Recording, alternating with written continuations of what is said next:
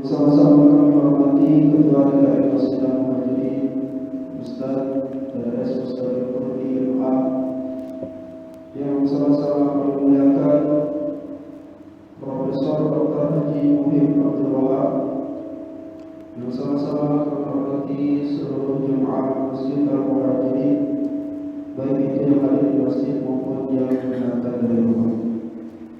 Mudah-mudahan kita semua selalu diberi kesehatan oleh Allah Subhanahu wa taala.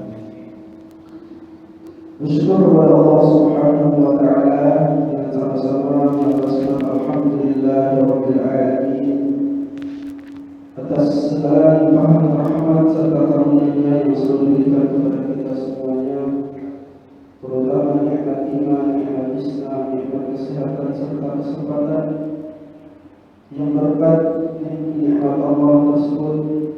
Alhamdulillah wa syukurillah, pada hari ini, pada pagi hari ini kita bisa sama-sama menghadiri kajian duha dengan tema puasa Ramadan, pendidikan, kesederhanaan dan kedisiplinan. Salawat ma'assalam, selawat selalu disampaikan kepada Nabi Muhammad sallallahu alaihi wasallam yang telah membawa kita dari zaman jahiliyah menuju zaman penuh dengan rahmat. Mudah-mudahan kita semua selalu konsisten untuk menjalankan sunnah-sunnahnya dan nanti di akhirat kita menjadi umatnya yang mendapatkan syafaatnya. Nanti profesornya doa itu. Doa ya. Doa kepada Allah Subhanahu wa taala. Saya sebagai MC akan menyampaikan usul acara pada doa kali ini. Pertama pembukaan, kedua penyampaian tausiah atau penyampaian kajian, ketiga penutup. Untuk itu agar acara kita pada pagi hari ini berjalan lancar dan berkah bagi kita acara kita dan sama-sama melapaskan basmalah. Bismillahirrahmanirrahim. Kemudian yang kedua kita lanjut kepada kajian duha dengan tema puasa Ramadan, pendidikan, kesederhanaan dan kedisiplinan yang insyaallah akan disampaikan oleh Profesor Dr. Haji Muhib Abdul Wahab. Waktu yang tepatnya akan dipersilakan.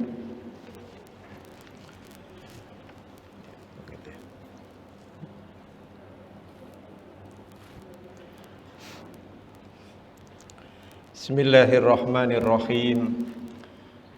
Assalamualaikum warahmatullahi wabarakatuh.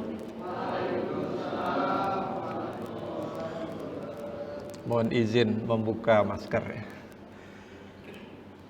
Bismillah, walhamdulillah, wassalatu wassalamu ala rasulillah wa ala alihi wa sahbihi wa mawalah. Wala haula wala quwata illa billah, wa ba'd. Yang sama-sama kita hormati pengurus Dewan Kemakmuran Masjid Al-Muhajirin Komplek Bumi Mentari Pondok Petir Bojongsari, bapak-bapak, ibu-ibu, soimin, soimat yang dimuliakan oleh Allah. Alhamdulillah pada kesempatan siang hari ini kita bisa hadir di masjid kita tercinta untuk mengawali kajian di awal Ramadan ini bagi yang hari ini baru memulai puasa, karena kemungkinan ada yang sudah kemarin ya. Dan ini merupakan awal yang baik, karena dengan kajian ini mudah-mudahan kita bisa lebih memaknai pelaksanaan ibadah Ramadan kita yang insya Allah akan kita jalani selama sebulan penuh. Salawat dan salam mari kita sampaikan kepada junjungan Nabi besar kita Muhammad sallallahu alaihi wasallam, kepada keluarga, para sahabat dan pengikutnya semua, Mudah-mudahan kita termasuk pengikutnya yang senantiasa istiqomah di jalan Islam hingga akhir hayat kita dan kita bisa meraih husnul khotimah. Bapak Ibu sekalian, tema kajian kita adalah puasa Ramadan, pendidikan kesederhanaan dan kedisiplinan. Tema ini menarik karena jarang dibahas. Yang sering dibahas biasanya keistimewaan Ramadan atau hal-hal yang luar biasa yang terjadi di bulan Ramadan sehingga kita harus berlomba-lomba untuk bisa melaksanakannya agar bisa mendapatkan pahala dari Ramadan. Kita melihat dari sisi yang lain. Idealnya bulan Ramadan itu menjadi bulan yang penuh penghematan dan kesederhanaan. Mengapa? Karena pola makan dan pola minum kita dipangkas, dikurangi. Semula 3 kali umumnya menjadi 2 kali, menjadi santap sahur dan berbuka puasa saat adzan maghrib tiba. Jadi mestinya kalau anggaran yang disiapkan untuk makan minum itu asalnya 3 kali menjadi 2 kali, itu berarti terjadi penghematan. Mestinya ya. Akan tetapi fakta empirik menunjukkan bahwa Ramadan justru seringkali menjadi bulan peningkatan kebutuhan konsumsi bahan makanan maupun energi, sehingga peningkatan anggaran belanja rumah tangga juga. Biasanya begitu ya. Lalu bagaimana Rasulullah SAW mendidik kita untuk berpola hidup sederhana dan disiplin? Ini harus kita jadikan sebagai momentum untuk berusaha menjadi umat Nabi yang sederhana hidupnya dan sekaligus disiplin dalam banyak hal nanti. Kesederhanaan dan kedisiplinan merupakan kata kunci hidup sukses. Sehingga pendidikan kesederhanaan dan kedisiplinan itu perlu dibudayakan bagi masyarakat dan bangsa.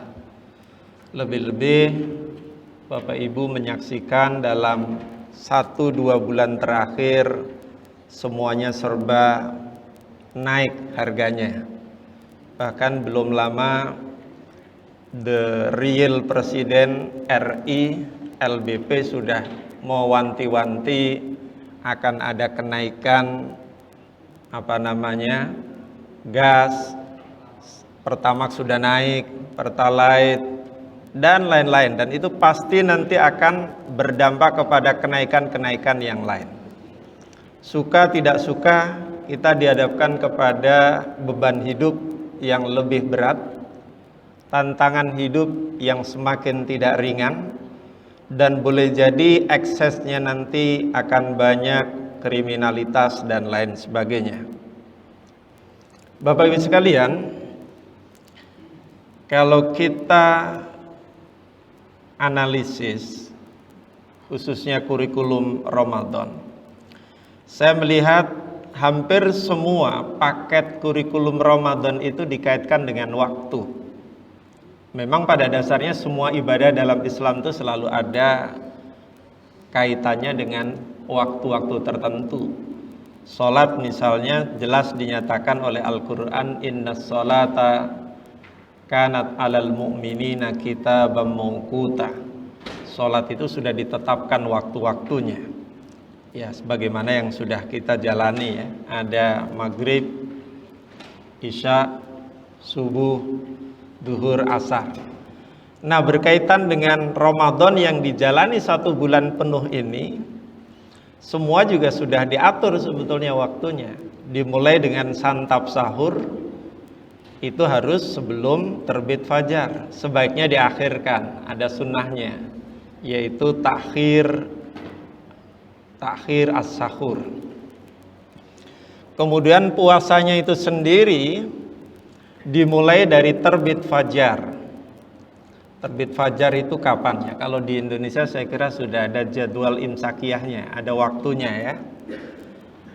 Kalau tadi jam berapa ya? 4 lewat 30. Oke, terbit fajar hingga terbenam matahari. Ya, adzan maghrib lah. Itu waktunya, waktu yang harus dipatuhi. Tidak boleh dilanggar walaupun hanya 1 menit. Iftar, berbuka, itu juga harus dipatuhi tepat saat adzan maghrib berkumandang. Dalam konteks ini sunnahnya, anjurannya adalah melakukan yang disebut dengan ta'jil, menyegerakan. Kemudian qiyamul lail atau tarawih yang bagian dari paket Ramadan itu juga baru boleh dikerjakan setelah sholat isya. Jadi tidak boleh tarawih dulu baru isyanya belakangan ya. Nah, aturannya begitu. Tadarus setelah sholat tarawih dan waktu-waktu sholat lainnya atau kapanpun. Nah ini agak sedikit longgar, bebas. Sedekah itu juga bebas. Nah iktikaf yang dianjurkan terutama adalah 10 hari terakhir.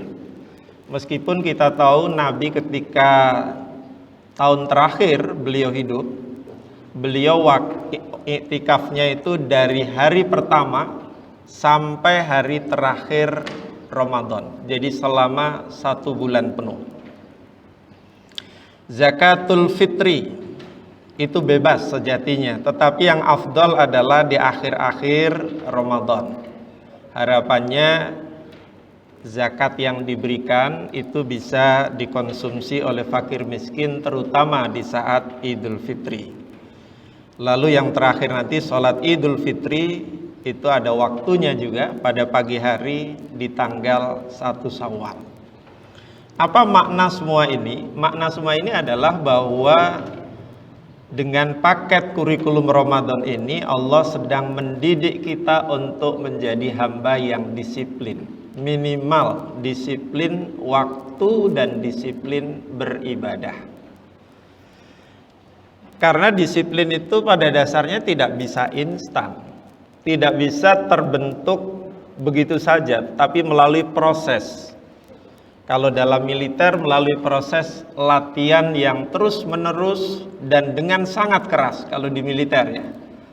Kalau dalam Islam melalui riyadhah ruhiyah, melalui latihan-latihan spiritual.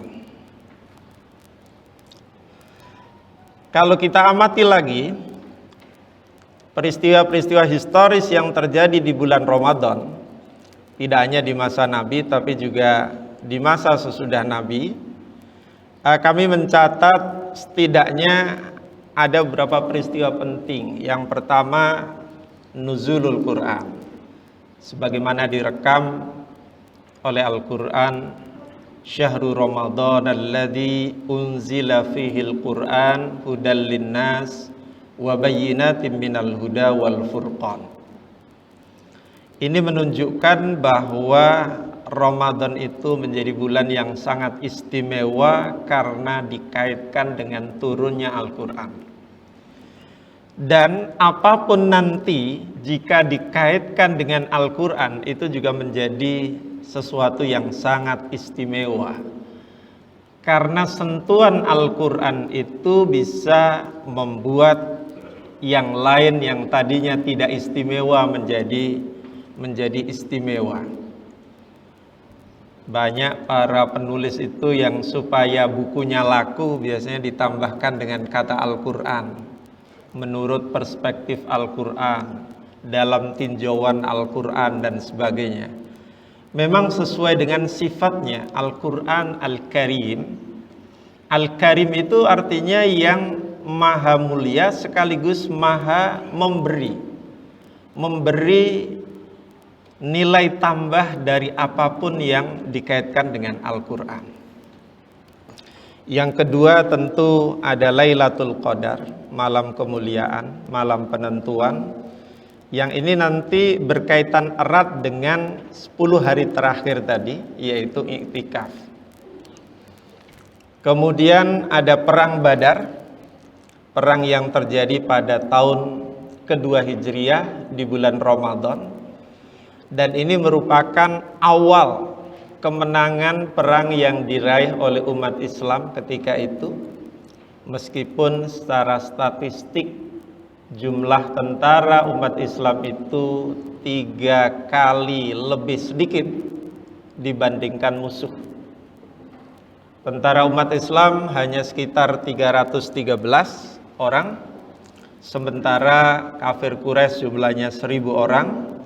Di bulan Ramadan, di saat pertama kali berpuasa, di saat terik matahari yang luar biasa panas menyengat, tetapi Allah menurunkan bala bantuan malaikat untuk mendukung dan mengalahkan tentara musuh. Karena, nah ini yang menarik, bahwa kemenangan itu sekali lagi tidak gratis, diusahakan, perlu perjuangan.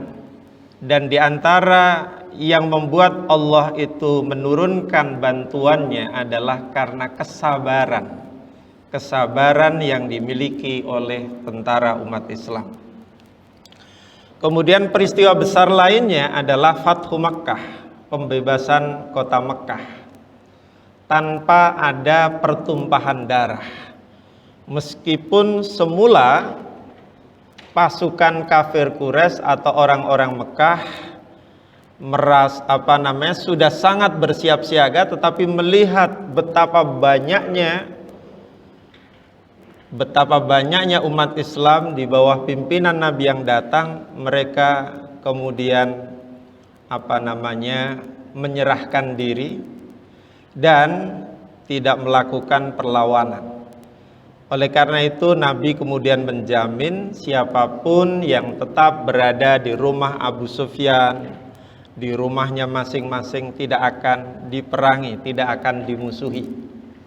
Ada ungkapan yang menarik dari Nabi pada saat itu, karena mungkin sebagian dari kafir Quraisy ini khawatir Nabi datang untuk balas dendam. Itu yang ada di pikiran mereka, karena dulu pernah mengusir Nabi dari Mekah.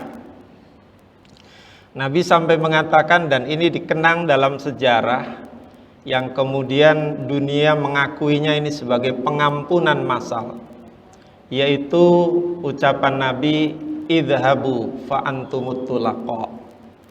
Silakan, kalian boleh pergi meninggalkan Mekah kalau tidak berkenan, kalau khawatir kami melakukan ini dan itu.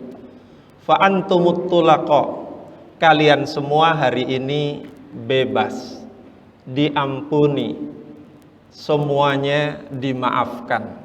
Tidak ada yang diperlakukan dengan kekerasan sedikit pun. Itulah kemenangan dalam Islam yang juga terjadi di bulan Ramadan, tanpa kekerasan, tanpa peperangan. Oleh karena itu Al-Quran kemudian mencatat dan mengabadikan kemenangan itu, ya karena Nabi sedemikian luar biasa pemaafnya, sehingga masyarakat Mekah berbondong-bondong masuk Islam.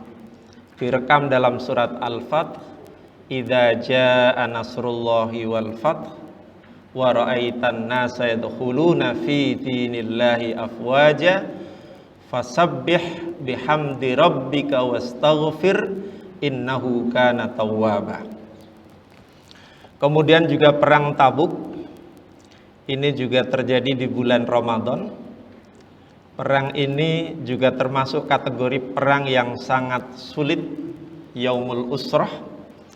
Karena apa? Karena posisinya sangat jauh dari Madinah, berada di perbatasan kalau sekarang itu dengan Suriah. Untuk bisa ke sana saja perlu perjalanan waktu sekitar 20 hari menggunakan paling banter kendaraan unta dan kuda.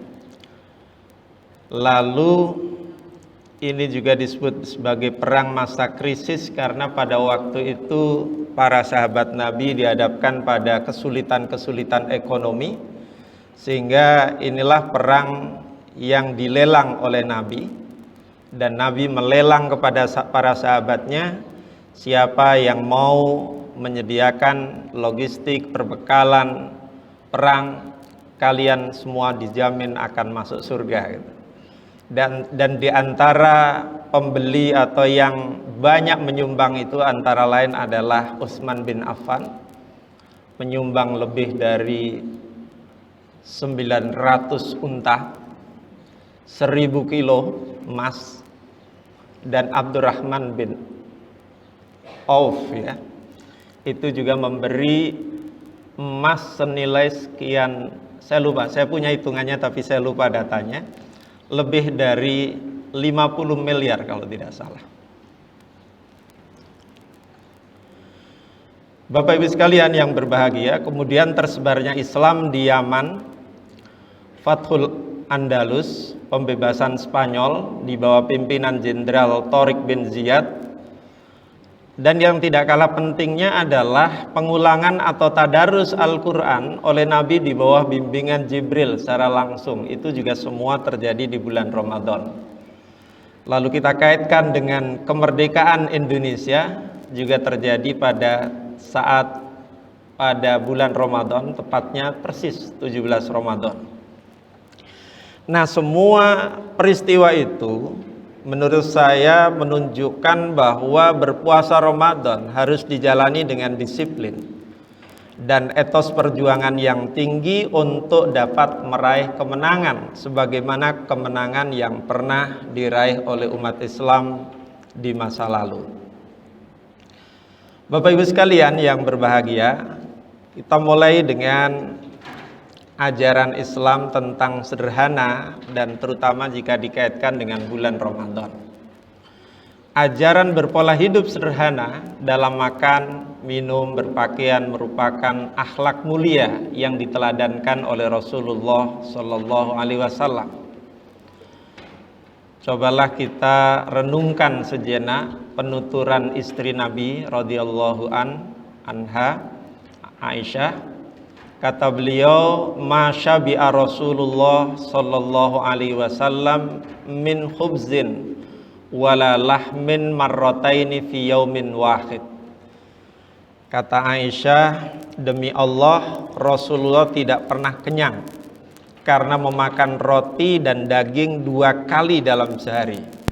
Itu artinya dia seandainya makan daging itu hanya cukup sekali saja.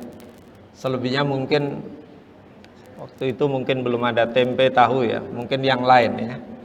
Ya makanan orang Arab ya daging-daging terus tuh ya, sama ikan malah. Kalau ikan mungkin juga agak susah karena agak jauh dari laut ya. Rasulullah juga tidak pernah kekenyangan sampai meninggal dunia menurut penuturan istrinya, lagi-lagi istrinya karena yang paling tahu. Dan Aisyah ini adalah perawi hadis ketiga atau keempat ya, terbanyak setelah Abu Hurairah. Dan beliaulah yang paling otoritatif menceritakan urusan dapurnya, urusan rumah tangganya gitu ya. Rasulullah tidak pernah kenyang apalagi merasa kekenyangan. Kenyang saja tidak, apalagi kekenyangan ya. Beliau selalu berhenti makan sebelum kenyang dan tidak pernah menyisakan makanan yang sudah diambilnya. Kita kadang-kadang masih sering ya ngambil entah kebanyakan atau terlalu bernafsu awalnya tapi ujung-ujungnya nggak habis gitu ya. Nah ini perlu kita tiru dari Rasul ya. Kata Aisyah, "Ma syabi'a alu Muhammadin sallallahu alaihi wasallam min khubzi sya'irin yaumaini mutatabi'aini hatta qubidha." Aisyah menuturkan bahwa keluarga Muhammad, ya termasuk beliau sendiri pasti, tidak pernah sampai kenyang lantaran memakan roti gandum selama 2 hari berturut-turut hingga beliau wafat. Jadi pola hidup sederhana Rasulullah tersebut justru merupakan kunci pola hidup sehat jasmani maupun sehat rohani. Dan dalam sejarah kita tahu Nabi itu nggak pernah sakit.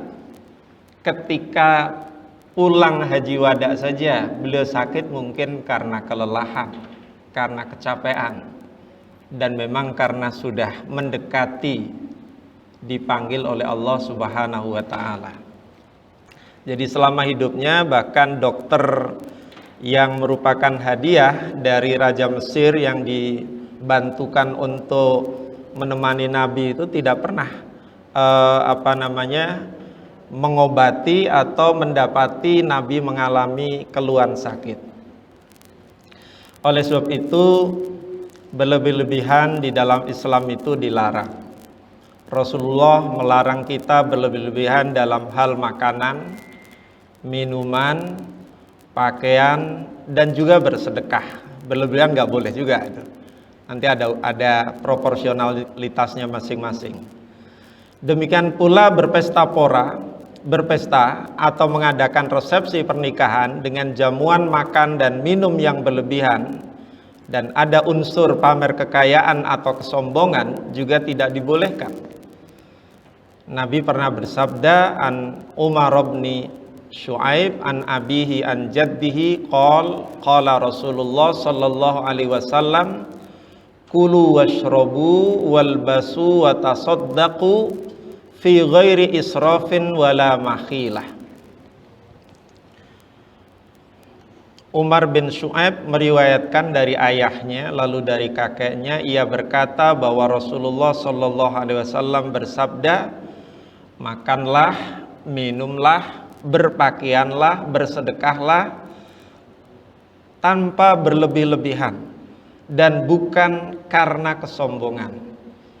Karena di antara ciri atau kadang-kadang menjadi watak manusia adalah dia ingin menunjukkan bahwa dirinya itu hebat, dirinya itu kaya dan sebagainya, sehingga misalnya dalam mengadakan pesta itu kadang-kadang melampaui batas kewajaran.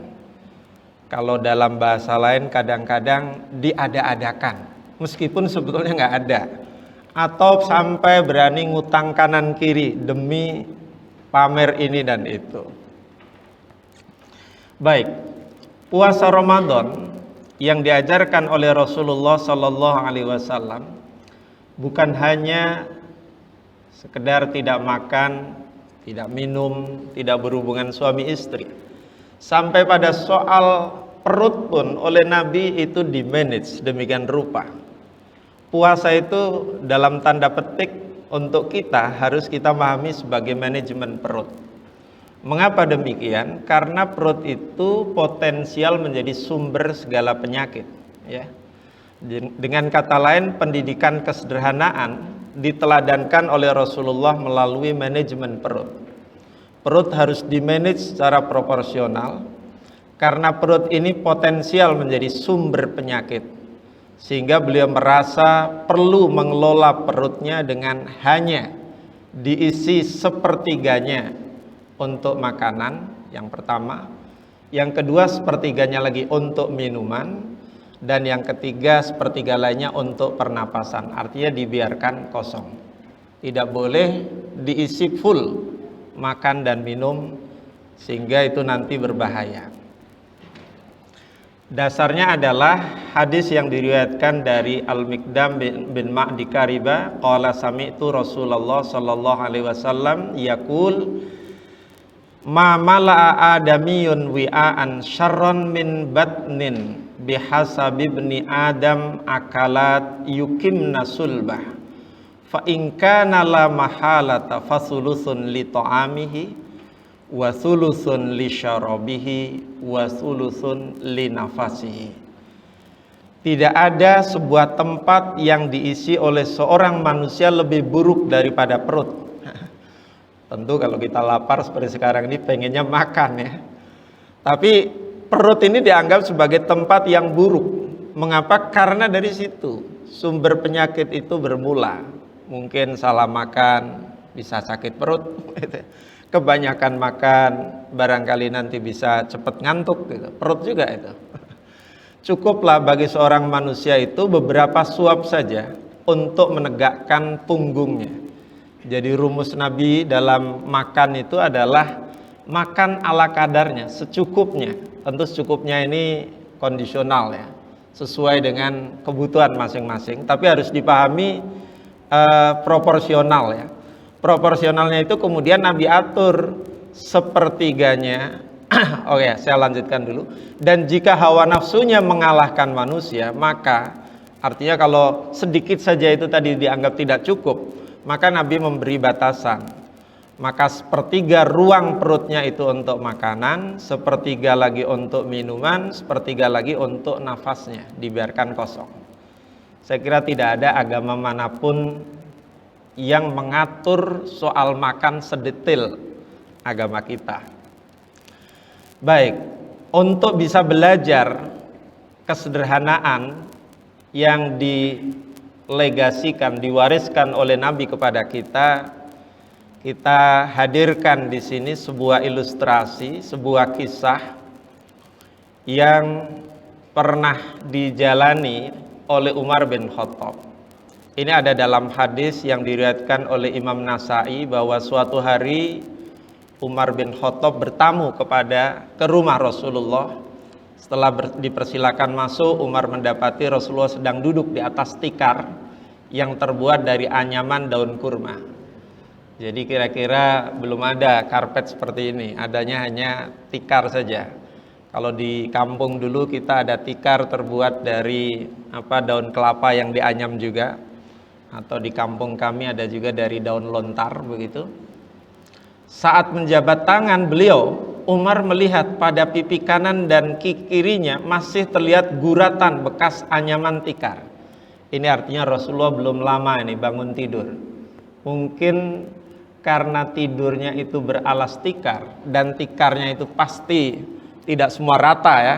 Yang namanya daun kurma kan mestinya ada ini ya, ada yang agak sedikit itu sehingga bisa membekas di pipinya.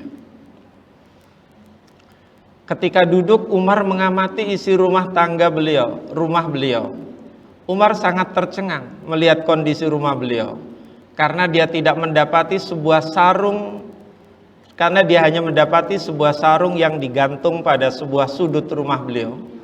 Di sudut lain dijumpai segenggam gandum dan sebuah bejana yang terbuat dari kulit.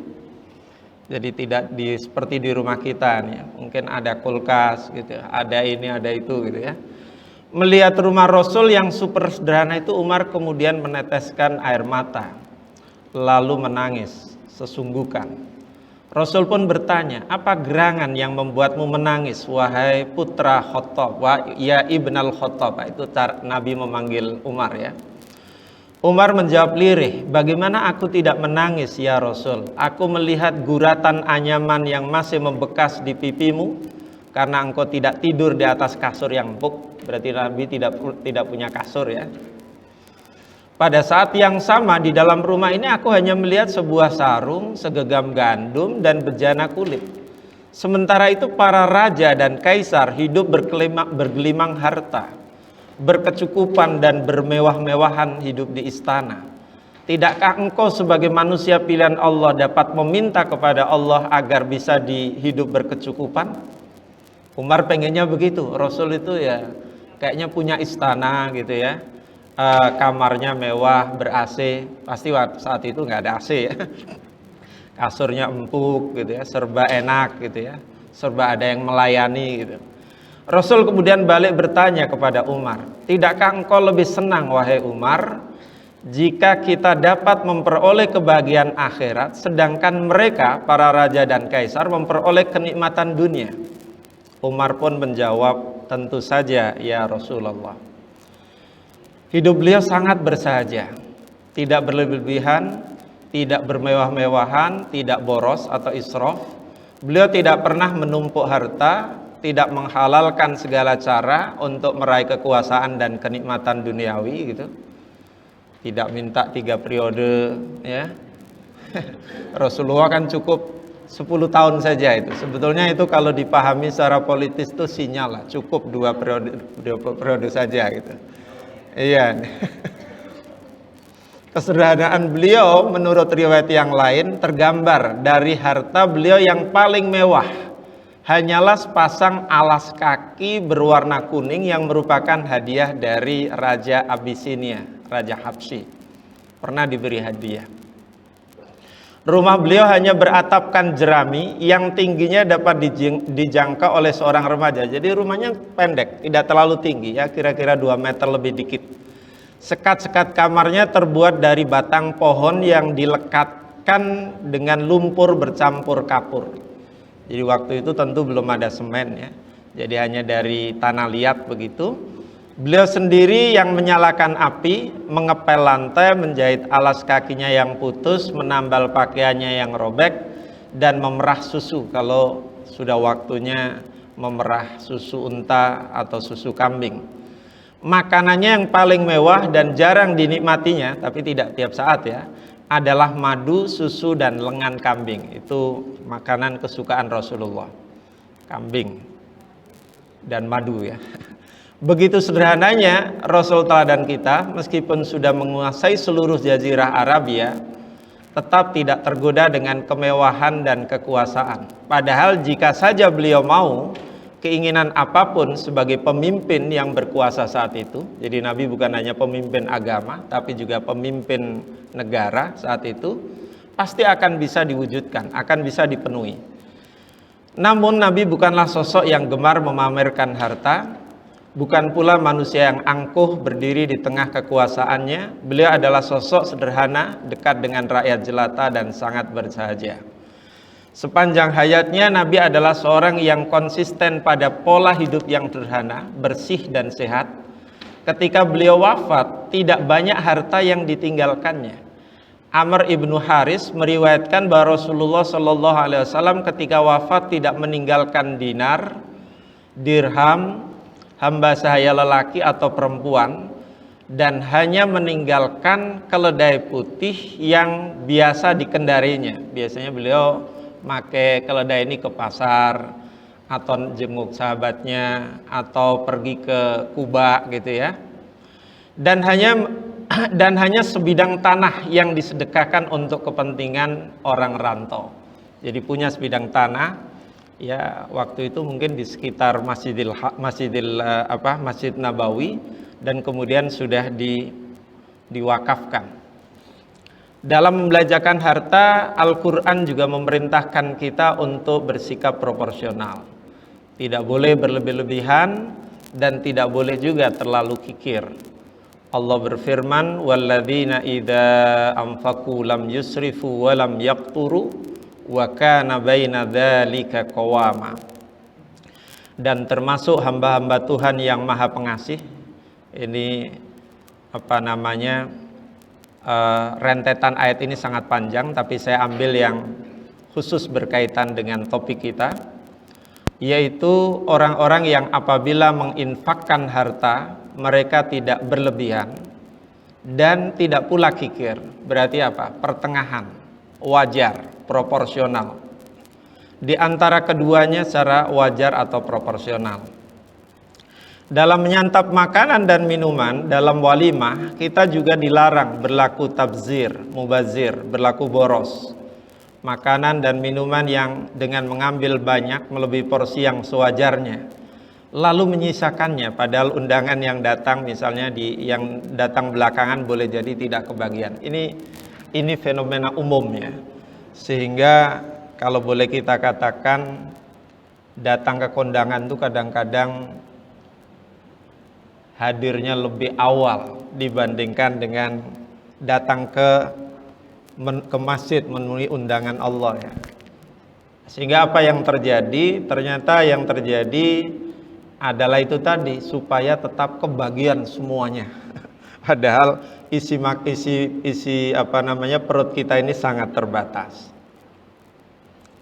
Bapak Ibu sekalian yang berbahagia, pola hidup sederhana dan proporsional itu memang sangat penting. Karena apa? Karena sikap dan perilaku tabzir memang dilarang keras oleh Al-Quran, dan pelakunya itu merupakan teman setan ya. Innal mubadzirina kanu ikhwanas syayatin wa kana syaitanu li rabbih kafura. Wala tubadzir tabdira ya. Ini ayat juga menjelaskan bahwa tabdir itu merupakan pola hidup yang dilarang di dalam Islam. Sedemikian pentingnya hidup sederhana dan proporsional, Nabi Shallallahu Alaihi Wasallam juga pernah memberi solusi kebersamaan dan keberkahan dalam berbagi makanan. Dan ini di Ramadan sangat dianjurkan. Beliau mengatakan begini, ta'amul isnain kafi salasah, wa ta'amus salasati kafi al-arba'ah. Makanan untuk 2 orang itu bisa mencukupi 3 orang. Dan makanan untuk 3 orang bisa mencukupi 4 orang. Inilah rahasianya mengapa orang tua kita dulu kalau bikin tasyakuran atau apa, itu dibuat dalam bentuk bancaan dalam nampan, yang mungkin kalau dihitung-hitung itu mungkin hanya cukup untuk katakanlah 5 orang. Tapi waktu kita kecil dulu kadang-kadang 7-8 orang, dengan aturan kaki harus mundur ke belakang 1. Dan itu semangat sekali itu. Jadi rupanya kalau itu dibuat satu porsi, itu barangkali hanya ya 1 porsi untuk 1 porsi, tapi dalam bentuk nampan itu ternyata itu bisa mencukupi banyak orang. Dan ini saya kira bentuk pengamalan dari hadis ini.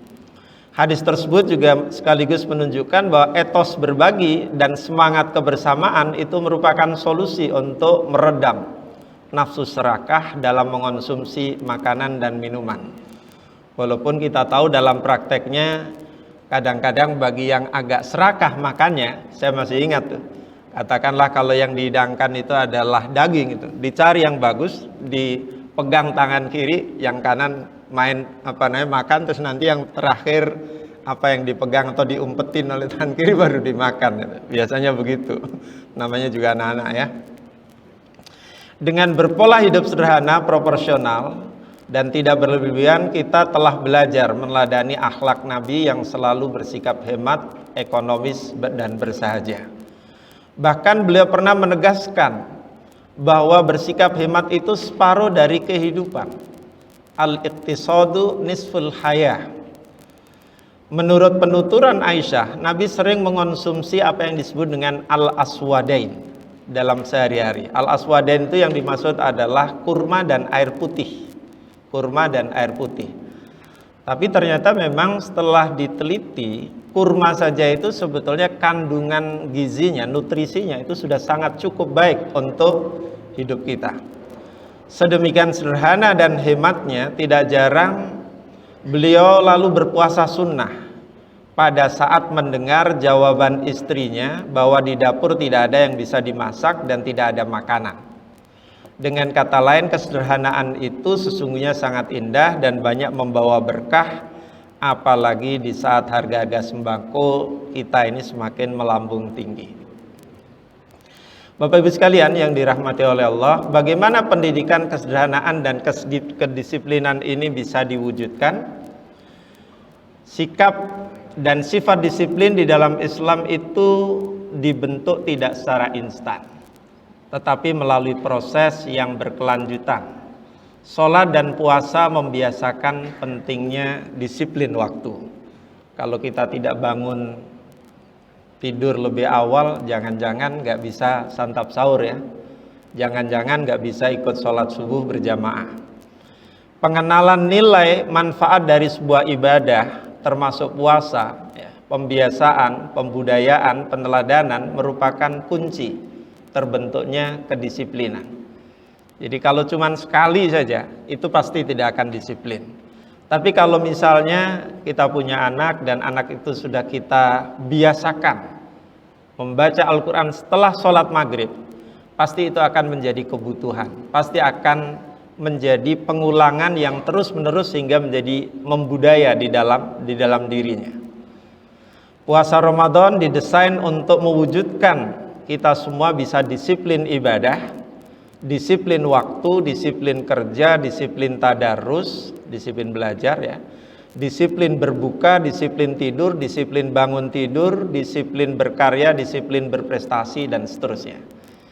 Ini penting, aneka ragam disiplin ini, karena memang Ramadan itu adalah, seperti tadi saya jelaskan, adalah bulan berprestasi, bulan di mana kita harus meraih capaian-capaian yang tinggi. keteladanan disiplin yang ditunjukkan oleh Nabi dalam berpuasa Ramadan menunjukkan bahwa kita harus terus meningkatkannya seoptimal mungkin melalui upaya meraih prestasi Ramadan terbaik sesuai dengan kemampuan kita masing-masing.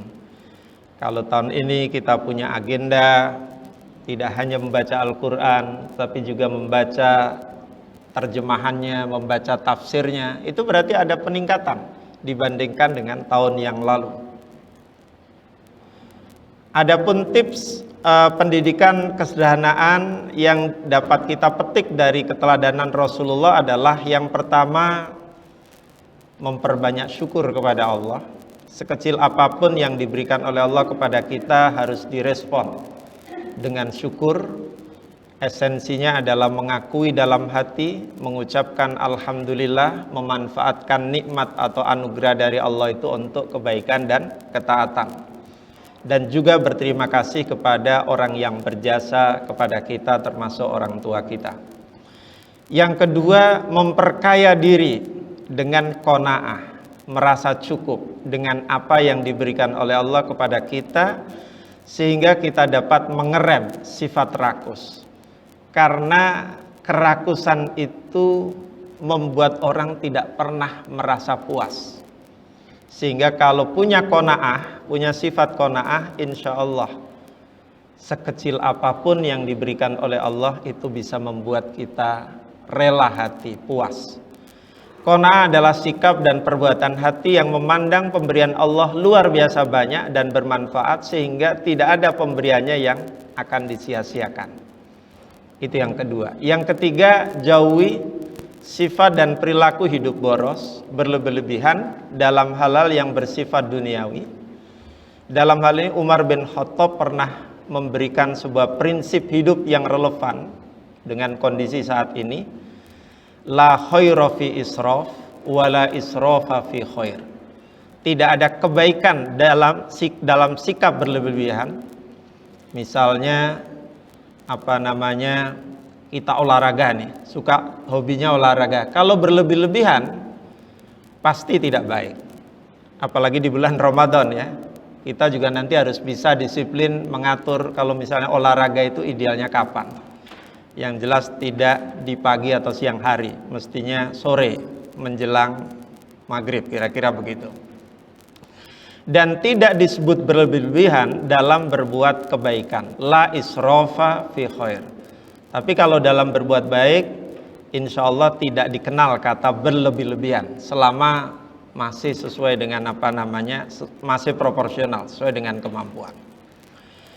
Yang keempat, kembangkanlah etos berbagi dan kebersamaan, bukan mementingkan diri sendiri. Karena jika suatu saat kita dalam posisi yang tidak kebagian makanan dan minuman, akibat ulah para pendahulu yang serakah, ini terutama di pesta ya, pastilah kita merasa kecewa dan boleh jadi menggerutu. Kadang-kadang yang disalahkan itu adalah tuan rumahnya, sohibul hajahnya, padahal ya sebetulnya pelakunya itu adalah mereka ini para yang diundang, yang datang lebih awal nih, yang ngambilnya 2 kali lipat biasanya. Dengan etos berbagi kita bisa saling menghargai dan saling memberi kesempatan yang kurang lebih sama kepada orang lain.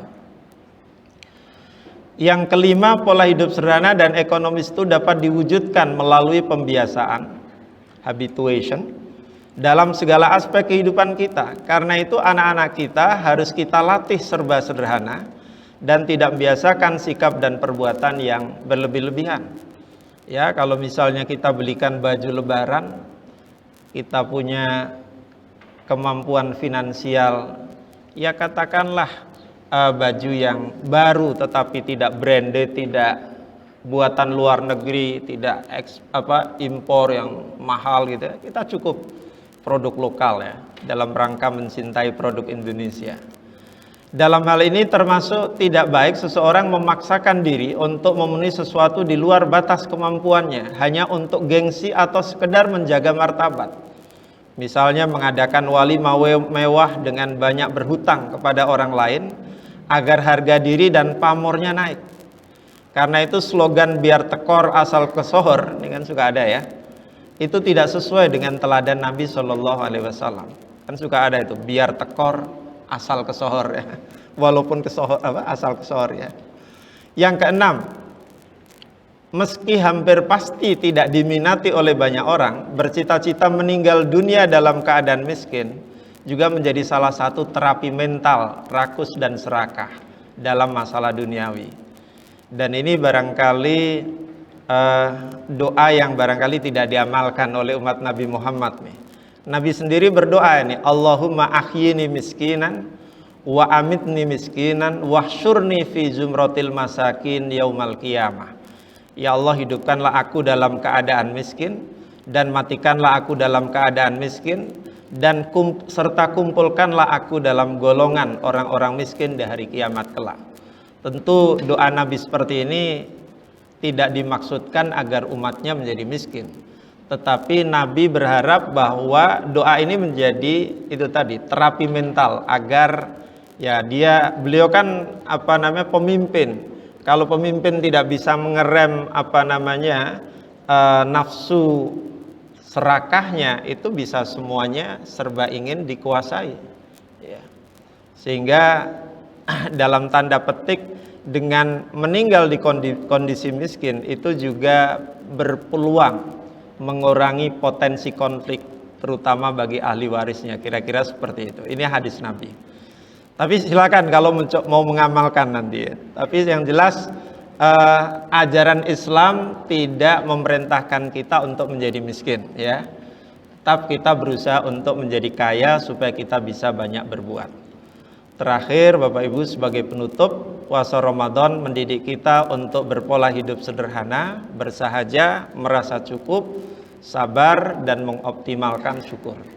Saya kira ukuran sederhananya adalah bahwa ketika kita berbuka puasa, disitulah sebetulnya batasan dari rasa pemenuhan apa yang selama seharian mungkin kita ingin ini, ingin itu, ternyata setelah disentuh oleh 1, 2, 3 teguk teh manis atau yang lain atau kolak, ternyata tuntas apa yang selama ini menjadi suara hawa nafsu. Ternyata suara hawa nafsu cukup selesai dengan beberapa teguk teh hangat atau 3 butir kurma ya.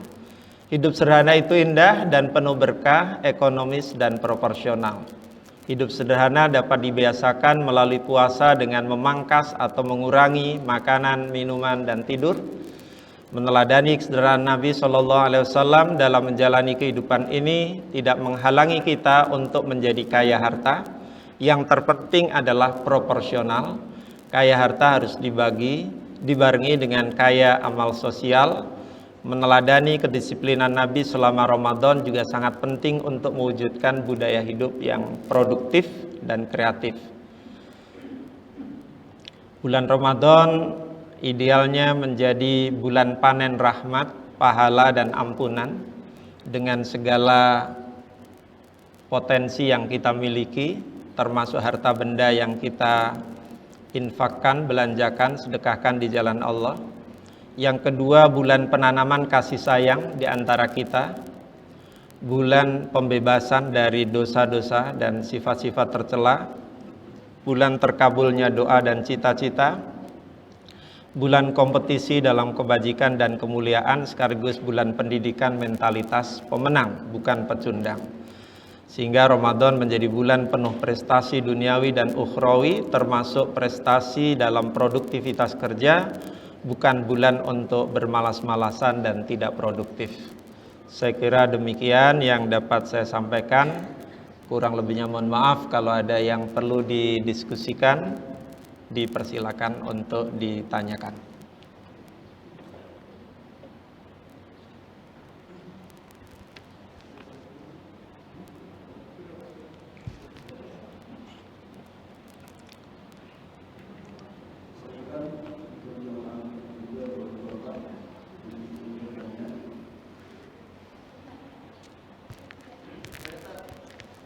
Silakan, saya terusin.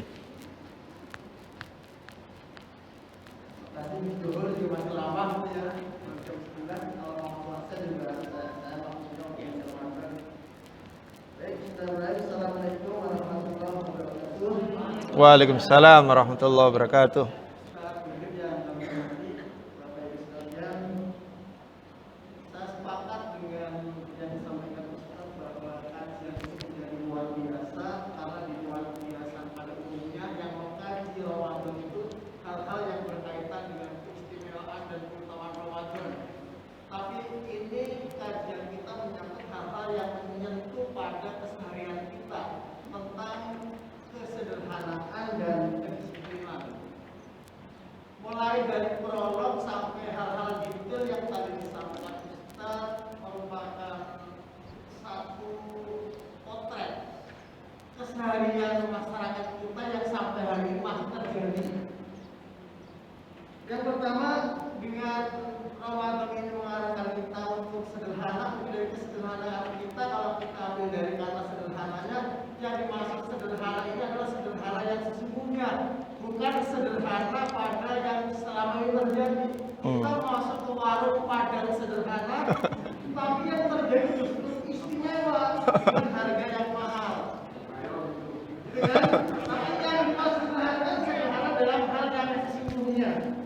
Jadi yang pertama, mungkin ada pemahaman kita yang keliru, dan kekeliruan itu mungkin perlu edukasi atau mungkin tingkat keimanan kita yang masih sangat terbatas pada hal yang sifatnya umum, memaknai puasa itu. Sebagai contoh, yang ideal betul bahwa di Ramadan ini harusnya hidup kita menjadi hemat, bahkan bisa menabung, karena perpindahan yang tadinya kita makan 3 hari cukup 2 kali saja, kan 3 kali. ada penghematan seharusnya kan. Kemudian yang berikutnya ada keliruan di sini yang terjadi justru bukan seperti itu, hanya mengalihkan gitu, mumpung sekarang ada waktu untuk buka puasa, tadinya kan kita makan 3 kali, sekarang 2 kali, menunya diperhebat, yang tidak ada juga diada-adakan. Kalau makan biasa paling minum pakai air putih cukup, tapi begitu mau buka puasa harus ada kolaknya, harus ada jusnya, harus ada macam-macamnya ada, sehingga yang harusnya puasa itu melatih kesederhanaan justru menjadi melatih kemewahan. Yang kedua juga ada pikiran-pikiran kita tadinya kan kita makan 2-3 kali, sekarang karena makan cukup 2 kali buka dan sahur, maka ya udah kita rekap saja semuanya di situ, sehingga semuanya harus dilakukan serba mewah dan lain sebagainya. Ini adalah kenyataan-kenyataan yang mungkin selama ini masih terjadi. Yang kedua juga tadi sangat cantik saya pikir untuk menyampaikan contoh-contoh yang ada pada keseharian kita dengan orang yang datang ke kondangan itu memang betul. Jadi kalau yang mereka sudah pengalaman datang ke kondangan khususnya yang di gedung, itu pasti akan datang sebelum waktunya. Bahkan datang itu masih acara, udah mulai ngantri. Bahkan acara belum lagi salam-salaman udah mikir makan dulu lah, salamannya belakangan. Itu terjadi pada masyarakat kita yang kemudian tadi kaitannya dengan kesederhanaan dan kemubaziran. Mereka makan apa menu yang tersedia yang harus ada di piring kita, semuanya ada. Harusnya kan tidak seperti itu. Jadi menu yang ada mestinya ada pilihan. Saya milihnya cukup pakai yang ini dan ini saja. Nanti kalau yang tidak memiliki ini dan itu pasti akan menggunakan yang itu dan itu. Tapi yang terjadi di masyarakat kita ya semuanya ada di piring kita. Sehingga yang datang belakang bagiannya hanya kuahnya saja. Itu terjadi terkait dengan masalah kesederhanaan kaitannya dengan kemubaziran dan lain sebagainya. Jadi yang berkaitan dengan ini menurut analisa Ustaz kira-kira kenapa hal ini masih terjadi, khususnya yang berkaitan dengan puasa, apakah edukasi kita yang masih kurang kepada masyarakat kita pada umumnya berkaitan dengan masalah pentingnya puasa ini menjadi sederhana, tidak harus mengadakan berlebihan saat puasa apa buka puasa itu satu jalan, atau mungkin level keimanan masyarakat kita yang masih umum. Jadi seolah ya hanya menjalankan tugas untuk menjalankan puasa sehingga tidak menyentuh pada hal-hal yang tadi terkait dengan kesederhanaan memaknai Iya. ini yang pertama terkaitan dengan kesederhanaan. Kedua, yang terkait dengan zikiran mungkin tidak terlalu banyak ini karena memang puasa itu dengan syariatnya kan memang mengarahkan kita untuk disiplin, terutama disiplin saat berbuka puasa, paling disiplin. Kemudian waktu memulainya juga pasti disiplin ya, mereka sudah terkaitan dengan. Tapi yang berkaitan dengan kesederhanaan yang selama ini masih terjadi di masyarakat kita, kira-kira analisis seperti apa? Padahal kajian tadi yang sampai itu menarik, detail dan lain sebagainya, dan sampai hari ini kenyataan itu masih terus terjadi. Mohon pencerahannya Pak Ustaz Nurul terkait dengan mungkin ini harus mulai diakhiri lah hal-hal seperti ini, sehingga mungkin kajian-kajian kita tentang Ramadan lewat kegiatan masjid dan lain sebagainya minimal berangkat dari jamaah-jamaah yang ini hadir, mungkin nanti tidak lagi ketika buka puasa heboh semuanya harus diadakan, sehingga lebaran nanti jatah untuk beli baju mungkin larinya ke persiapan masjid dan sahur. Itu barangkali Oke, makasih. masalah ringan, tapi betul terjadi pada keseharian kita. Kalau kita tidak nyari akan mulai dari kapan kita memahami hal yang seperti itu menjadi sesuatu yang sederhana pada yang sesungguhnya seperti itu. Itu barangkali yang kami sampaikan. Saya pikir memang kenyataan ini harus ada solusi, mulai karena ada kajian, setelah kita mengkaji masa akan seperti ini terus. Sehingga kajian ini mudah-mudahan memberikan pencerahan, inspirasi buat kita, terutama bagi kita semua yang ada di Amin. sini.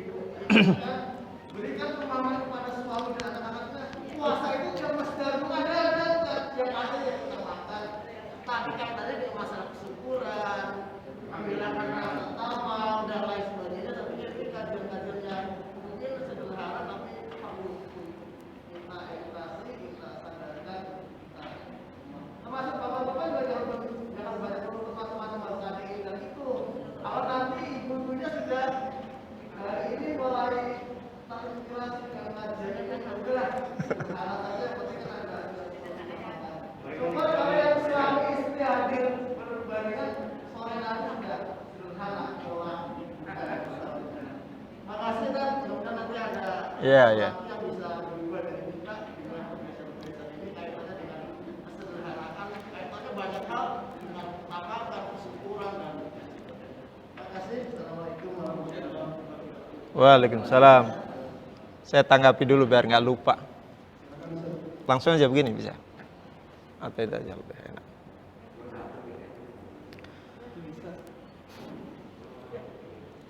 Baik, terima kasih atas tanggapan pertanyaan yang luar biasa. Yang pasti bahwa sebuah nilai itu akan bisa menjadi kebiasaan atau menjadi budaya di dalam kehidupan kita kalau kita sudah mengenal nilai itu sendiri. Mengenal dengan baik, memahami dengan baik, lalu kita juga memang berusaha menginginkan nilai itu bisa terwujud di dalam kehidupan kita. Kemudian kita berusaha membiasakannya. Namun sayangnya hal-hal yang seperti ini mungkin tidak semuanya dikenali oleh umat kita. Kita mungkin belum sepenuhnya mengkaji sirah nabawiyah, sirah kehidupan Nabi. Kehidupan Nabi itu dalam bentuk yang lebih real. Mungkin lebih banyak mengkaji sirah Nabi itu serentetan peristiwa saja dari mana ke mana gitu, tanpa berusaha diambil intisari atau suri tauladan yang menjadi best practice, menjadi praktik baik dalam kehidupan kita. Oleh sebab itu, ya kita mari mencoba nanti, ini mumpung masih di awal Ramadan, mencoba dengan kalkulasi sederhana. Seandainya sehari-hari kita dalam satu keluarga itu untuk konsumsi makan, misalnya perlu anggaran 150.000 misalnya, lalu itu untuk 3 kali makan ya, katakanlah rata-rata 50, Berarti secara ekonomis ada 50.000 yang bisa ditabung. Kan tinggal jadi 100.000 ya kan? Misalnya dalam sehari kita bisa nabung 50.000 kali 30 kan sudah lumayan. 50.000 kali 30 berarti 1,5 juta. Nah nanti gimana ini caranya mewujudkannya? Yang terbaik tentu yang kita percayakan kepada ahlinya ya Menteri Keuangan rumah tangga kita atau ibu-ibu kita nih yang bagaimana mengelolanya gitu. Apakah kemudian karena seharian kita lapar, seharian kita kondisinya katakanlah tidak makan, kemudian di saat buka itu harus berlipat ininya standarnya? Saya kira tidak juga, karena sebetulnya kebutuhan fisik kita itu sama kan antara hari-hari biasa dengan hari-hari, atau antara hari-hari Ramadan dengan hari-hari biasa. Sehingga ini perlu kita coba. Yang penting tetap memenuhi standar gizi yang diperlukan oleh tubuh kita. Katakanlah kita memang memerlukan, kalau dulu waktu kita sekolah 4 sehat 5 sempurna ya, atau sekarang gizi seimbang gitu ya. Maka keseimbangan itu ya kita ukurlah, kita yang buat takarannya kira-kira seperti itu. Ya kalau misalnya diperlukan adanya kurma ya, karena memang itu juga salah satu sunnah Nabi, mengawali berbuka dengan yang manis-manis, diantaranya kurma. Kalau nggak ada kurma ya cukup kolak pisang atau kolak singkong atau apa. Kemudian biasanya justru di saat sahur itu kita makan kurang semangat sebetulnya, karena posisinya mungkin masih terlalu pagi ya. Berarti sebetulnya bisa berkurang juga di situ sebetulnya kadar makanan minuman yang kita harus konsumsi ya.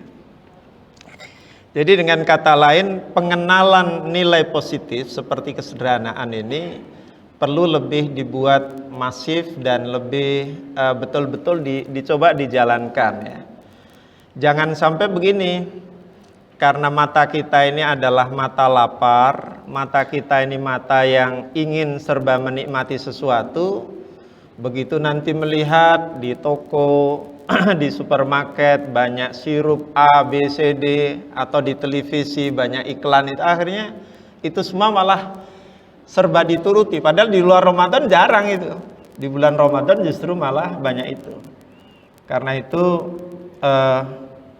pola konsumsi atau pola belanja dan pola konsumsi ini juga mungkin perlu kita evaluasi kembali ya, agar jangan sampai puasa kita ini justru menjadi puasa yang lebih berusaha memenuhi hasrat hawa nafsu perut kita.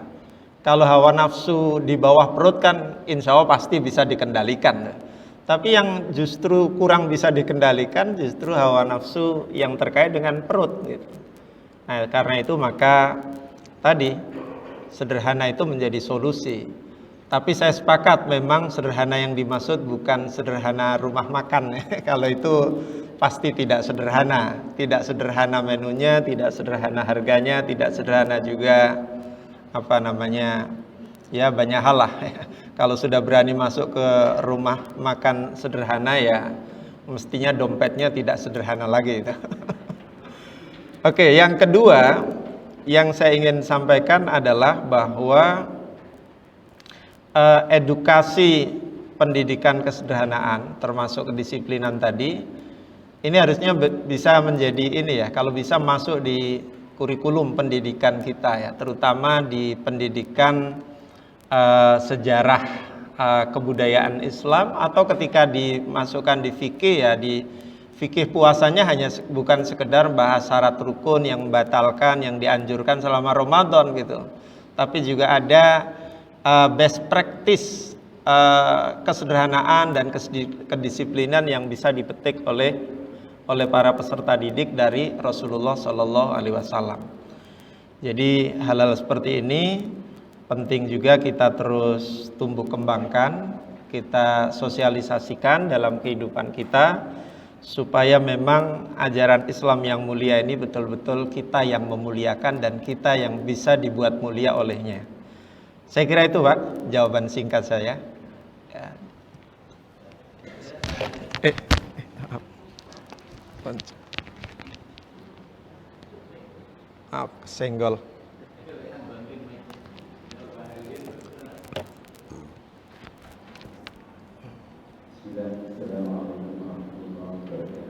Waalaikumsalam warahmatullahi wabarakatuh.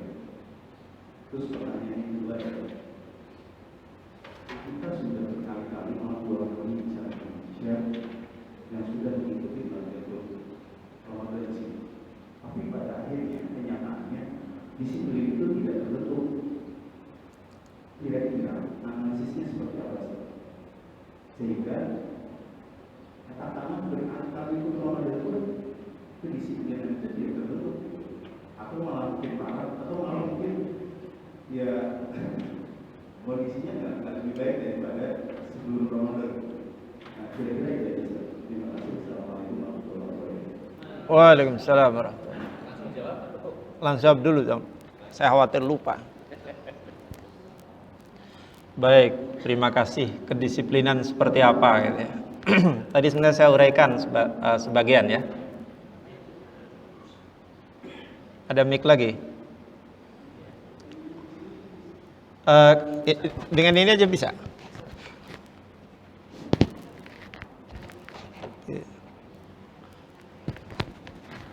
Kok kayaknya nggak ini deh. Halo, kurang deh. Yang mana? Yang atas. Oh, yang ini. Yang tuh. Nah, ini bisa nih. Ini bisa nih. Ini untuk YouTube. Untuk YouTube.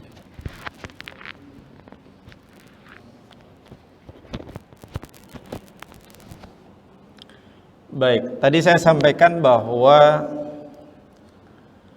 kedisiplinan itu tidak bisa instan. Kedisiplinan itu berproses. Kedisiplinan itu bertahap dan harus terus-menerus diulangi. Sampai kemudian kita mencapai level merasa butuh dan merasa nikmat. Sebagai contoh begini, yang paling sederhana. Kita ngajari anak-anak untuk gosok gigi itu kan tidak selalu mudah. Tapi bagaimana pada akhirnya, ya mungkin awalnya agak dipaksa-paksa dikit, diingatkan. Kalau dia sudah merasakan butuh gosok gigi, terutama misalnya mau tidur, dan merasakan nikmatnya, pasti dia akan melakukannya. Itulah level disiplin yang baik. Jadi ketika kita sudah merasa butuh, merasa nikmat dengan apa yang akan kita jalani, itu membuat kita menjadi disiplin. Contoh yang lain, misalnya Islam itu mengajarkan kepada kita melaksanakan hal-hal yang sunnah. Ada sholat wajib, ada sholat sunnah. Kadang-kadang kita bertanya, mengapa yang sunnah itu selalu lebih banyak daripada yang wajib? Banyak jumlahnya, banyak ragamnya. Sholat yang wajib 5 waktu, yang sunnah banyak sekali. Ternyata rahasianya adalah perpaduan wajib dan sunnah itu antara lain dimaksudkan untuk membentuk kedisiplinan. Berarti kalau kita ingin tarbiyatul aulad kita berhasil dalam kedisiplinan kita coba biasakan anak-anak tidak hanya melaksanakan yang wajib-wajib saja, ditambah yang sunnah. Walaupun mungkin tidak harus seluruhnya dulu, sebagian dulu. Ya misalnya sholat sunnah habis maghrib, nah itu boleh juga dicoba terus. Lama-lama kita akan merasakan itu sebagai kebutuhan kita. Demikian juga, ini sama. Oh ya, ini lebih keras. Demikian pula teladan kita Nabi Muhammad SAW, dan ini yang kita sulit untuk bisa mengikutinya. Beliau mencontohkan qiyamul lail, bangun di waktu malam hari yang tidak pernah absen. Beliau tidak pernah absen melaksanakan sholat di malam hari. Ini artinya beliau ingin menanamkan sifat atau nilai disiplin ini kepada umatnya dalam beribadah sedemikian rupa. Itu tadi sama ketika habis sholat maghrib dan kita sudah mulai menyepakati walaupun tidak tertulis dengan anak-anak kita harus ngaji, itu akan membentuk sebuah kedisiplinan tersendiri. Kalau misalnya dia tidak ngaji, dia tidak pegang Al-Quran dan membacanya. Jadi saya kira kedisiplinan di dalam bulan Ramadan ini banyak sekali yang bisa ditumbuh kembangkan. Kedisiplinan beribadah, yang mula-mula saya kira adalah disiplin bangun tidur, untuk santap sahur, untuk berdoa, ya, untuk sholat subuh, ya. Terus nanti disiplin apa lagi gitu? Katakanlah anak-anak ya diberi tugas dan tanggung jawab tertentu, apakah terkait dengan tempat tidurnya dan seterusnya, belajarnya dan sebagainya. Kita ingin misalnya anak-anak bisa disiplin dalam membaca buku pelajaran yang ada, disiplin mengerjakan tugasnya, disiplin ya termasuk tidur itu juga perlu disiplin nih. Kalau tidak disiplin nanti kurang tidur juga itu, atau hidupnya menjadi tidak teratur gitu. Jadi dengan kata lain, pendisiplinan itu perlu pembiasaan, dan pembiasaan itu akan sukses manakala ada peneladanan atau yang disebut dengan modeling, ya, kalau dalam bahasa pendidikannya. Jadi perlu habituation, pembiasaan, dan perlu modeling, pembiasaan. Jika keduanya itu sudah bisa berjalan dengan normal, bisa berjalan secara rutin, dan sudah dirasakan hasilnya, nikmatnya, maka itu akan menjadi, disiplin itu akan menjadi bagian dari dirinya. Teorinya begitu Pak, teorinya. Tapi pelaksanaannya, ya ini sangat tergantung kepada pola penerapan aturan yang ada di dalam kehidupan rumah tangga kita masing-masing. Ada yang ketat, ada yang longgar, ada yang setengah ketat, setengah longgar. Tapi pada prinsipnya jika kita semua punya komitmen untuk mau melakukan perubahan ke arah situ, insya Allah itu akan bisa terwujud dengan baik. Jadi dengan kata lain, disiplin itu sesungguhnya tidak gratis, ya. Disiplin itu perlu waktu, disiplin itu perlu kesabaran juga, dan puasa itu salah satunya adalah melatih kesabaran. Ada sebuah kisah menarik, saya jadi ingat nih. Salah satu TK di Jerman, gurunya itu mengajarkan kepada anak-anak TK, kepada murid-muridnya disiplin luar biasa tinggi. Di sana memang hidupnya serba disiplin. Dan semuanya sudah diatur sedemikian rapi, tertib gitu. Tidak seperti di Jakarta ya. Di Jakarta itu saya kira lalu lintas tidak berjalan tertib gitu ya. Kemudian semrawut dan sebagainya. Nah suatu ketika sang guru ini melatih muridnya untuk mengenali rambu-rambu lalu lintas dan sekaligus menunjukkan hak-hak pejalan kaki gitu. Pejalan kaki. Apa yang terjadi di saat gurunya melihat mendidik anak-anaknya dengan biasa ya, anak-anak TK diajak keluar dari sekolah mengenali ini lampu merah, lampu hijau.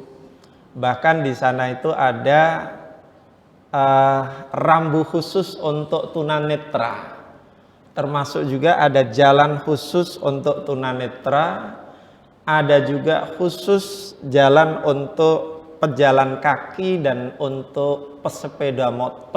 Kalau sepeda motor kayaknya nggak ada malah di sana ya. Nah, di saat memperkenalkan itu di tengah di persimpangan jalan, ternyata ada seseorang, entah buru-buru atau apa, tiba-tiba belum waktunya boleh menyeberang, dia sudah menyeberang lebih dulu. Gurunya marah melihat ada orang yang tidak disiplin, melanggar lalu lintas. Dia bilang apa? Orang tadi dipanggil dan dalam tanda petik dimarahi. Bayangkan kami mendidik anak-anak kami supaya disiplin ini 1-2 tahun di sekolah termasuk praktik hari ini. Tapi hari ini Anda merusak nilai disiplin yang sudah saya tanamkan pada anak-anak dengan memberi contoh yang tidak benar. Sampai seperti itu di sana itu. Jadi memang kadang-kadang kita sudah mengajarkan disiplin, tapi kadang-kadang disiplin yang sudah kita tanamkan itu dirusak juga oleh lingkungan kita.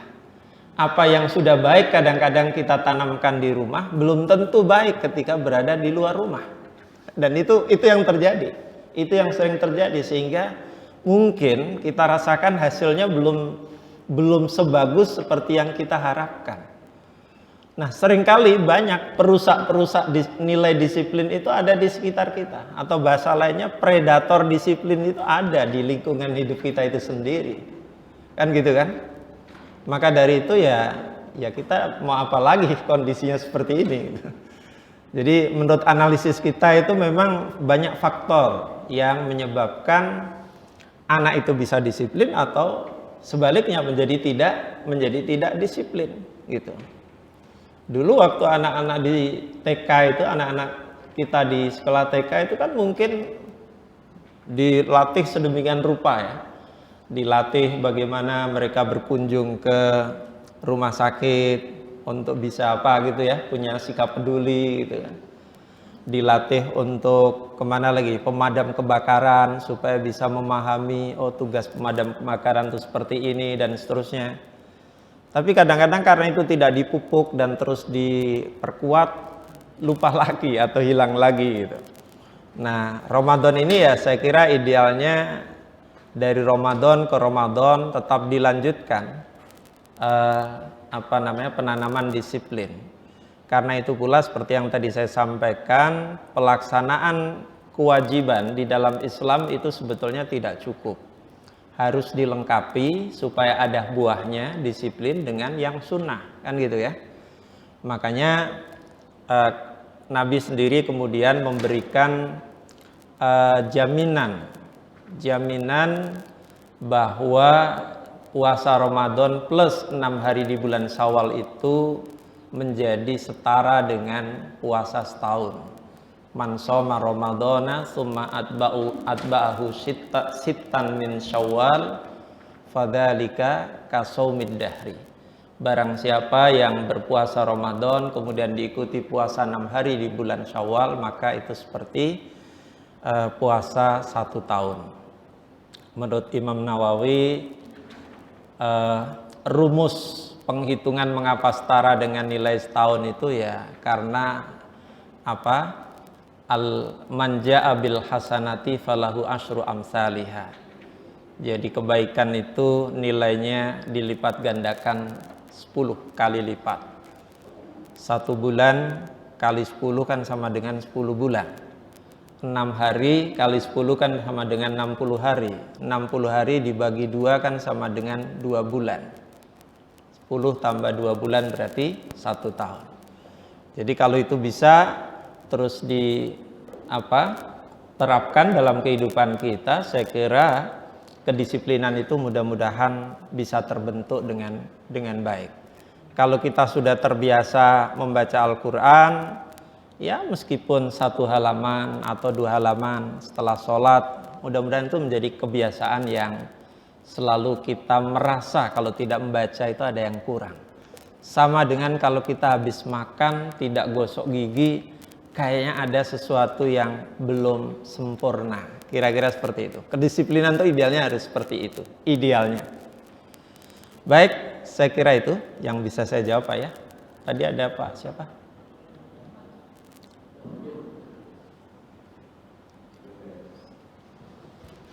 Menarik sekali tadi tentang kesederhanaan yang pertama dibangun oleh kesederhanaan Rasulullah.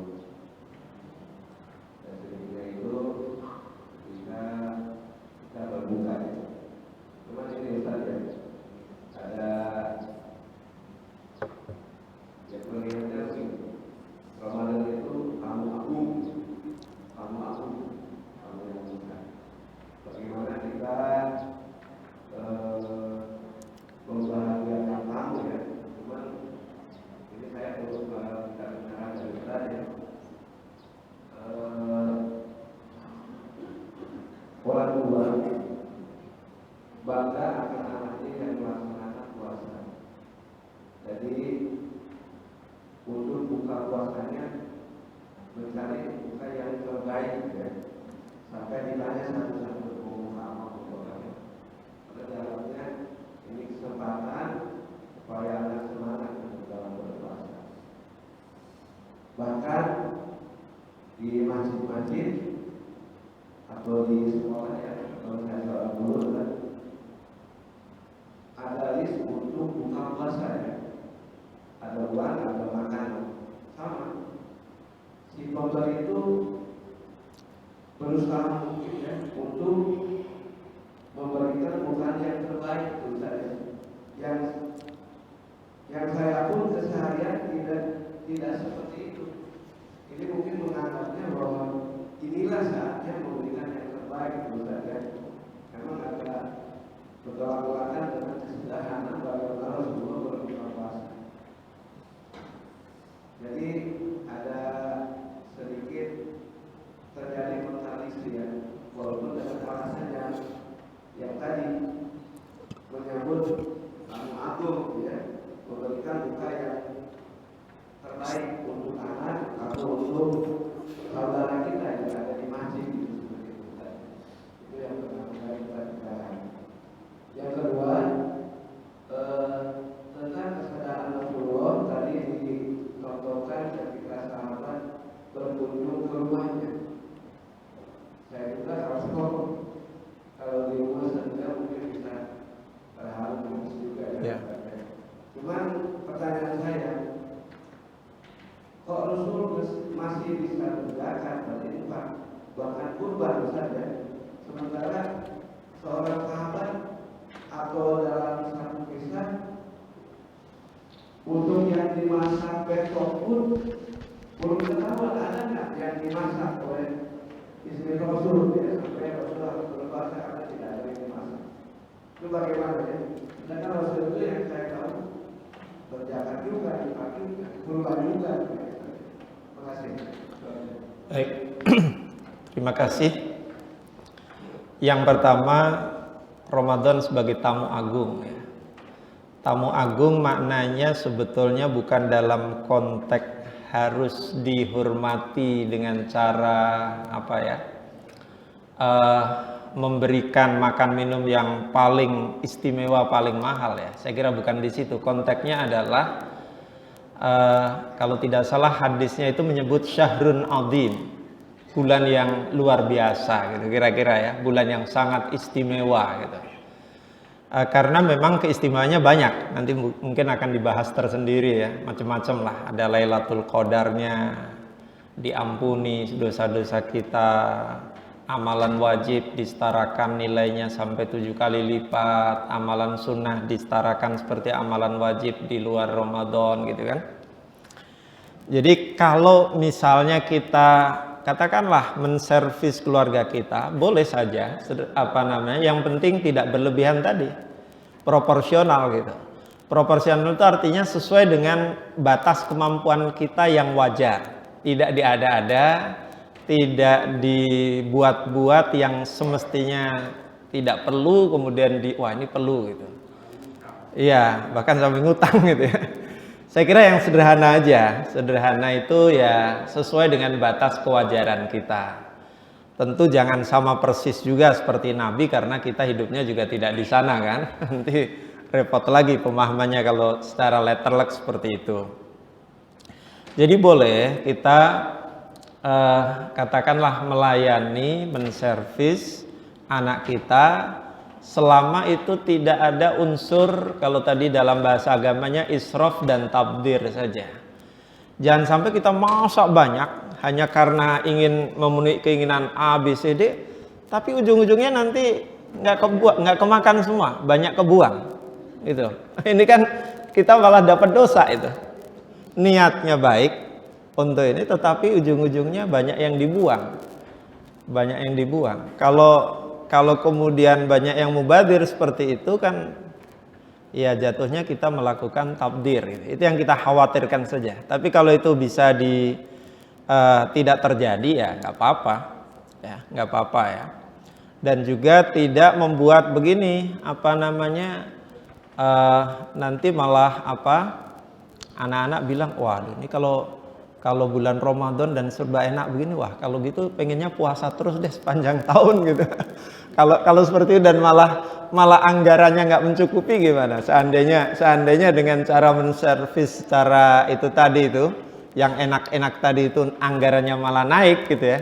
Dan anak-anak ketagihan mau seperti itu gimana? Kalau sepanjang tahun repot juga ya. Dan pasti tidak mungkin juga sepanjang tahun. Oke, intinya kata kuncinya adalah wajar gitu ya, proporsional dan tidak mengada-ada atau tidak diada-ada. Yang kedua tadi apa? Lupa saya jadi. Iya, kesederhanaan Rasul ya, betul.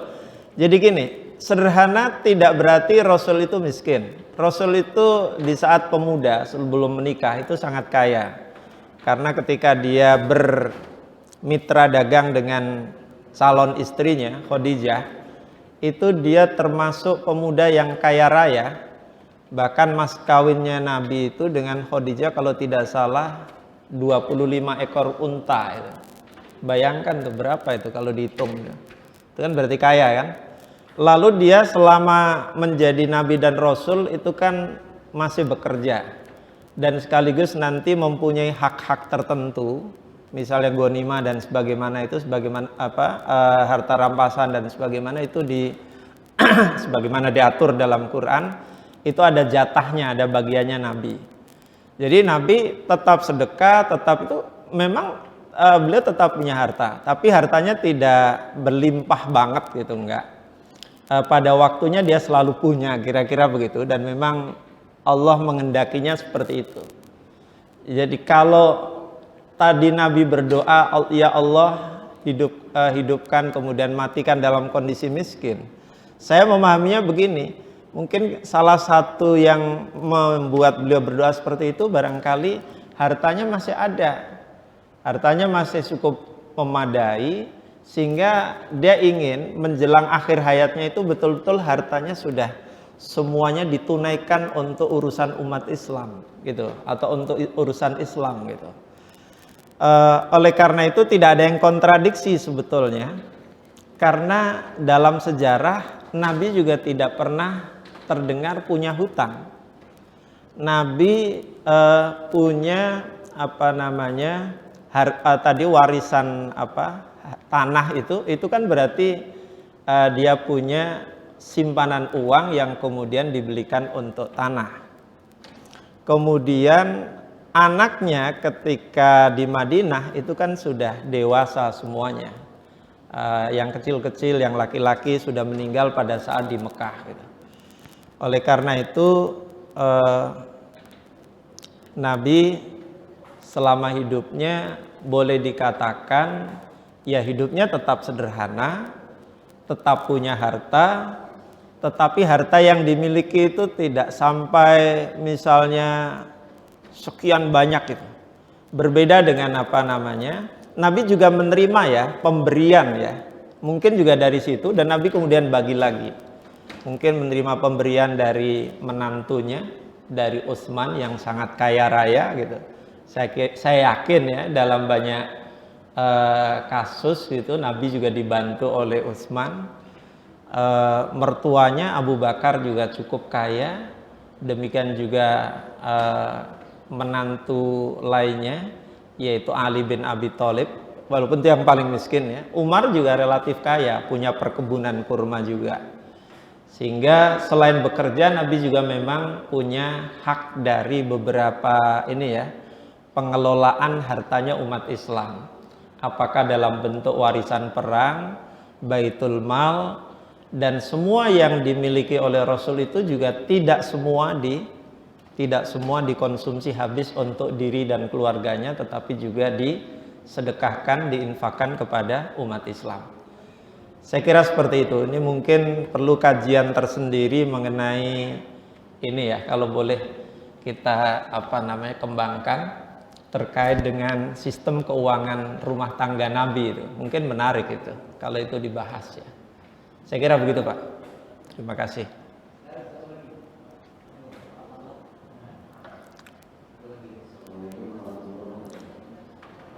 Waalaikumsalam.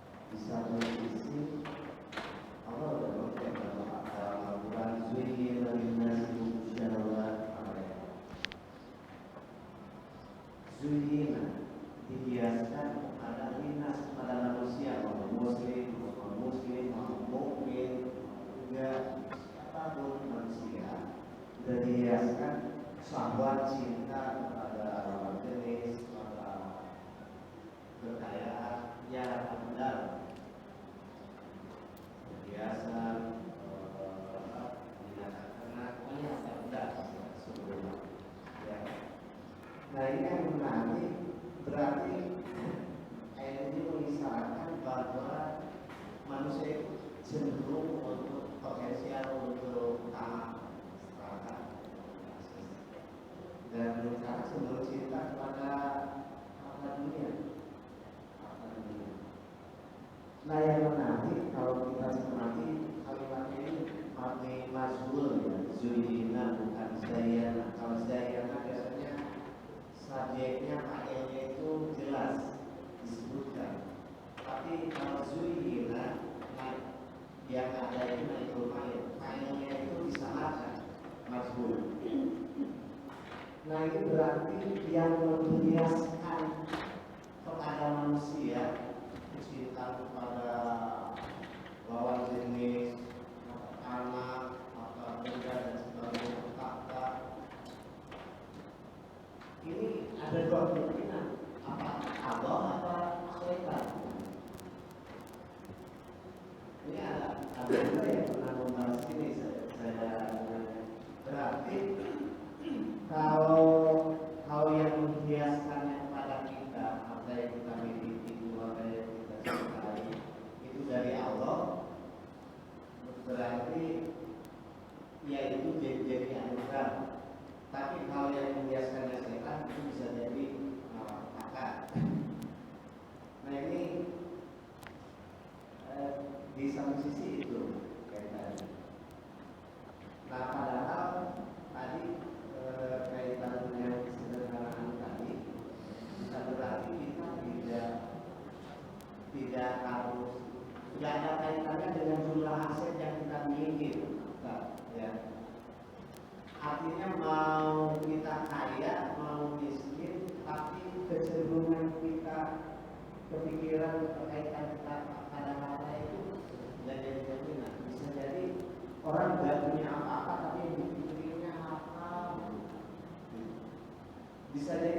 orang yang kaya raya berlimpah, tapi nggak kepikiran apa itu di kantong gitu. Ada yang butuh pas, ada gitu. Jadi, nah berarti yang penting itu kan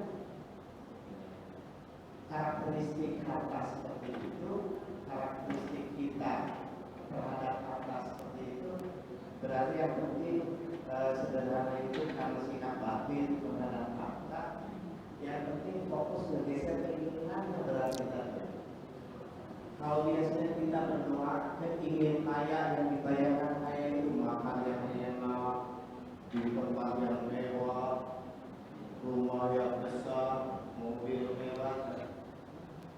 Digeser keinginannya dengan ingin kaya, berbagai makanan enak pada orang yang susah makan, berbagai tempat yang ini pada seperti itulah menggeser keinginan. Nah ini susah dipakai, mohon tipsnya dari Ustaz. Namanya pertama. Yang kedua disiplin. Kalau disiplin sikap kaitannya dengan waktu mungkin ya, aktivitas, rutinitas aktivitas dengan waktu. Nah dalam filosofi waktu ini, kalau kita masuk ke Al-Quran sendiri, bahwa itu sampai dijadikan wasot, ini masa, ini waktu.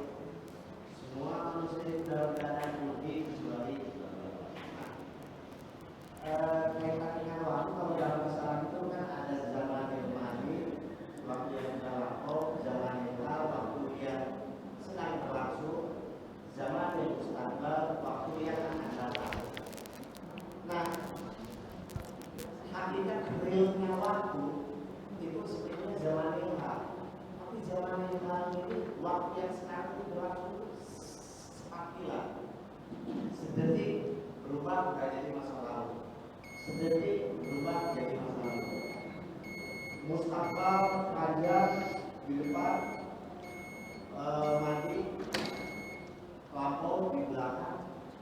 Yang real yang kita hadapi itu yang tapi singkat.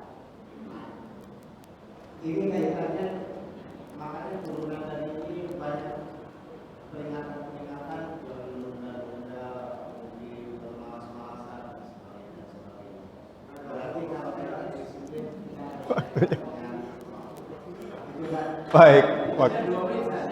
Baik, terima kasih. Mengapa zuyina linnas pakai fi'il mabni lil majhul? Karena sebetulnya Allah tidak ingin nanti dianggap yang menghiasi di situ. Artinya gini, di mabni majhulkan itu kemudian menjadi pilihan dirinya, pilihan yang bersangkutan. Dan ini diperjelas, diperkuat oleh ayat wa innahu li hubbil khairi lasyadid. Sungguhnya manusia itu sangat ingin sangat cinta banget gitu terhadap al khair. Khair di situ adalah al mal, bukan kebaikan ya. Silakan nanti dilihat ya di ayatnya. Jadi yang sangat mencintai harta itu manusia sendiri.